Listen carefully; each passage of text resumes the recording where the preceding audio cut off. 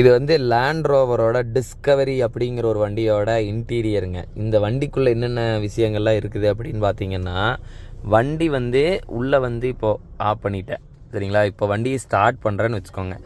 Start பண்ண பிறகு தான் இந்த கீரே வந்து வெளியே வரும். இது ஒரு விஷயங்களா.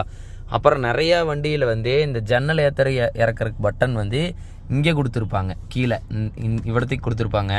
ஆனால் இங்கே வந்து மேலே கொடுத்துருக்குறாங்க. சப்போஸ் கை வச்சுருக்குறோம், அப்படி வண்டி ஓட்டையில் கை வச்சுருக்குறோன்னா கை பட்டு இறங்கிடக்கூடாது அப்படிங்கிறனால கூட டிசைன் பண்ணியிருக்கலான்னு நினைக்கிறேன்.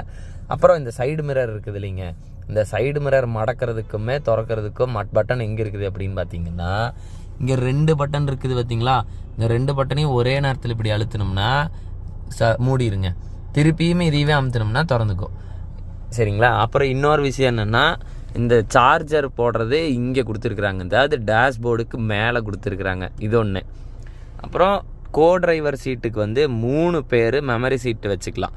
அதாவது 3 பேர் உட்காடுறாங்க, 3 ஓனர் இருக்காங்க அப்படின்னா ஒருத்தங்க ஒரு மாதிரி செட்டிங் வச்சுட்டு நம்பரை லாங் ப்ரெஸ் பண்ணி அதை செட் பண்ணிட்டோம் அப்படின்னா யார் வந்து உட்காடுறாங்களோ அந்த நம்பர் லாங் ப்ரெஸ் பண்ணும்போது அதுக்கேற்ற மாதிரி அது அட்ஜஸ்ட் ஆகிரும்.